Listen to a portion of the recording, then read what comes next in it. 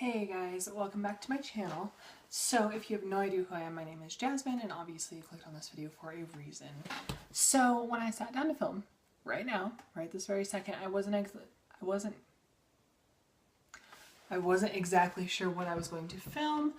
I don't know, I've kind of just been in this weird funk lately, but I figured I might as well sit down and tell a story while I have nothing else to do. So right now it's like 11 o'clock at night. Maybe midnight, I don't know. My husband's at work, I have nothing to do. So I put on makeup. And you know, I'm not the type of girl to wear makeup every day, so while it's on, might as well upload. So today I'm going to be telling two stories, I guess. I was only going to do one, but one of them's like so short that I figured I might as well put it in. So I'm going to go ahead and start with the first one, and the first one is about the time that my husband and I had two little girls come to our front door. So in this story, I have to give you a little bit of background so you kind of understand what happened and why this is so weird. So my husband and I, about 6 months ago, I guess, moved in with my grandma because we were going to try and move out of the town that we live in, which didn't work. We actually ended up staying and moving into a different apartment. But anyway, so we moved in with her, and the way that she lives is she lives in the bottom floor apartment of a huge complex. Like there's tons of apartments. And so she lived in that one, and I don't know, there's probably over 100 apartments over there.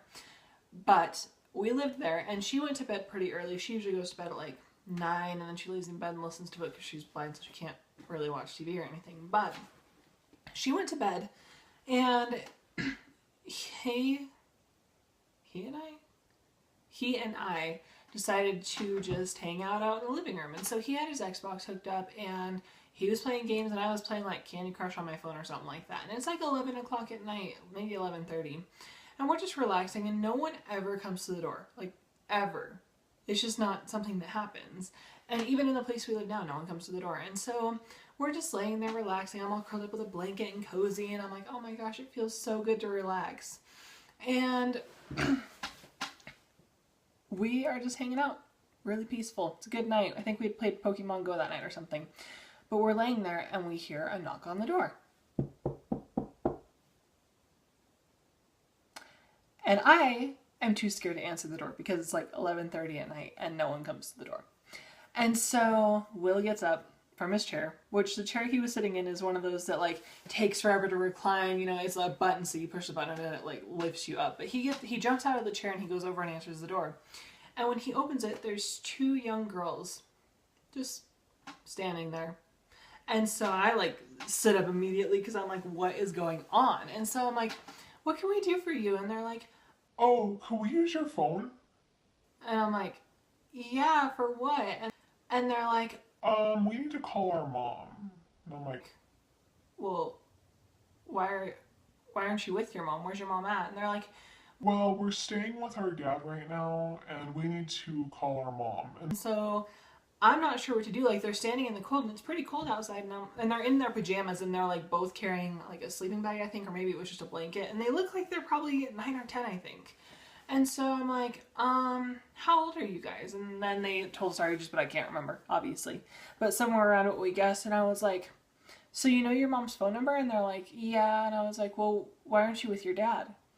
And they're like, well, our dad's kind of abusive, and we need to go home to our mom. what? And so I kind of sit there and I'm like, well, do you want to come in or what? And like I go to get the house phone because, no, I think, yeah, we let them use the house phone. And so they're like, no, we don't want to come in. And every time we ask them a question, one girl looks at the other girl and they kind of like do this thing where they're like back and forth. And I'm like, this is so weird. And so every question I ask, they're very like awkward about it. Like they don't want to tell us anything. And I'm like, okay. So they used the house phone and try and call their mom. And they called like 3 or 4 times and the mom didn't answer. And I was like, oh my gosh, what do I do with these kids? There's just 2 random girls standing on the front door. And my grandma's sleeping through all this. Just remember that. Like, hey, with like, Will and I are sitting there just like, what do we do? Because we're young. We haven't faced those situations yet. Now we have. But, you know, at the time we hadn't. And so I'm like, well, do you guys want to like wait here until she calls? Like, I didn't want to be a creeper, like come into my house, young one. But, you know, I didn't want them to be out in the cold either. And I didn't want them to go back to their dads if what they were saying was true. And so I'm just like, well, do you want to come in? And they're like, no, she doesn't live too far from here, so we'll walk. And I asked, like, what street she lived on, and they were like, oh, she lives on blah, blah, blah. And I was like, okay, well, how far is that from here? Because I had no idea where it was, you know. There's a lot of streets in this town, so I don't know them all. And they tell us, like, where, like, a general idea of where it's at, not where it's at specifically. And I'm like, okay, well, are you sure you want to walk there? And they're like, yeah. And then the one that was, like, the leader that kept, like, talking to us, the spokesperson, I guess, she's like, Yeah, we'll just walk, but please don't call the cops on us because then we won't be able to go home to our mom. And I'm I'm like, well, shoot, what do I do, you know? So they leave, and it's just so weird. Oh, and we asked their names too. So, like, they told us their first names, but they wouldn't tell us their last names, and it was just a weird situation. So I, like, after they leave, I'm like, Will, what do we do? Like, I feel like we should call the cops because I don't want two young girls out at, like, midnight with a bunch of creepers in town. I mean, there's not a ton, but there's always going to be creepers in towns. And so I'm like, I don't know what to do. And so he's like, well, go ask Grandma. And so I go into her room and, like, quietly sneak over to the edge of the bed because I don't want to scare her. And so I kind of, like, nudge her a little bit. And I'm like, Grandma, I need your advice. And she's like, okay. And so I, like, tell her everything that just happened. And she's like, well, I think you should call the cops. And I was like, I do too. And, you know, I felt kind of bad because they asked us not to. But at the same time, like, I don't want two young girls out. And if something had happened and I read it in the paper or something, I would feel awful.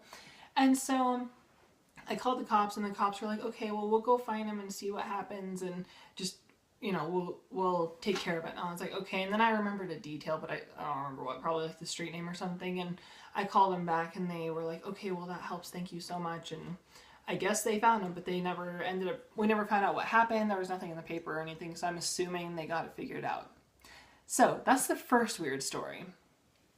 The second story takes place in my grandma's apartment again. This one I wasn't there for, but she told me about this, and it freaked me out so much. I was like, oh my gosh. So I'm at home one night, in the home that I'm in now. Yes? Yeah. I think so. I feel like I was somewhere else. Maybe I was out of town, but doesn't matter. So she calls me at like 10:30 at night, and she's like, I just had the weirdest thing happen. And I'm like, oh my gosh, what? Like, I thought she needed me or something was wrong. But when she called me, that's not the first thing she said. The first thing she says is, Jasmine, can you help me? And it sounded like she'd been crying. So, of course, I'm, like, freaking out. My heart is, like, pounding. And I'm like, what can I do for you, Grandma? Like, do I need to come there? And I live, like, 5 minutes away from her. She just lives up the street. And she's like, no, this weird thing happened. Can you look up the non-emergency police number for me? And I'm like, what? And so I just do it, and I call her back because I figure she'll explain everything to me when I call her back. And here is what happened. She was laying in bed, and the way that her house is, or her apartment is set up, is she's on the corner, and there's a hallway that goes right past her bedroom window, and then there's a path this way. So it's shaped like a T, like this. So her bedroom window is right over here. I don't know. Sorry if you can't figure that out. I know it was a little confusing. But anyway, she's on the corner, and so you can hear things. Well, in that tunnel, she had heard what sounded like it was like a baby crying or someone screaming. And at first, she didn't know what it was. She thought it was maybe the wind or something like that, so she didn't really pay attention to it. Well, about 15 minutes later, she heard it again, and so she was like, what the heck? So she puts on her little night robe, like my cute little grandma's going out there to figure out what's going on. And she opens the front door, and she walks outside a little bit, and she's looking out at the path, and there's a playground, like, clear on the other side. And she looks over there, and there's, like, a toddler over there, and she's like, what the heck? And so she's like, come here, and she tries to get the kid to come over to her, and I think, yeah, she did. The little girl went over to her, and she just kind of looked at her, but she couldn't talk. She was too young to know how to talk even. And my grandma's like, well, come with me. And so she takes her into her house, which my grandma's not a creeper. If you think that, I'm sorry. But she takes her into the house, and she puts her on her lap, and the baby, like, came right over to her and was, like, grabbing onto her because she was scared. You know, she was alone. And so my grandma just, like, sits with her, and then that's when she called me to get the non-emergency phone number, and I gave it to her. And I guess she called the non-emergency number, and they sent someone over right away, and they were trying to figure out who it was because they don't want to, like, take this baby and put him in foster care or anything if they could find the parent, because obviously it was going to be someone who lived in the apartment complex, because like I said, there's like 100 people that live there. And so she just sits with the baby, and the officer tried to talk to the baby a little bit, and it wasn't happening. And it seemed like she was more comfortable with women than she was with men, which, you know, little girls, that's how they are.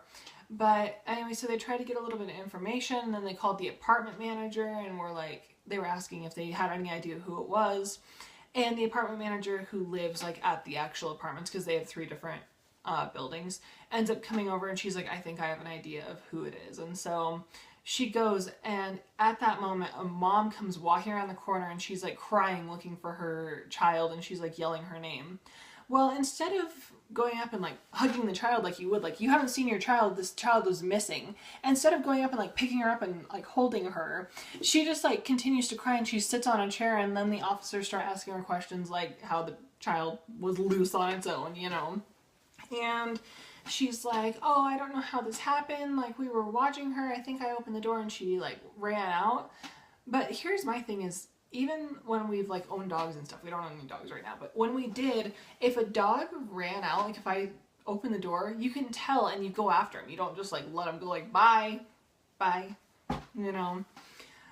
So that happened, and then after that, the apartment manager finally showed up, and she confirmed that that was the mom and it wasn't just a random person taking this child.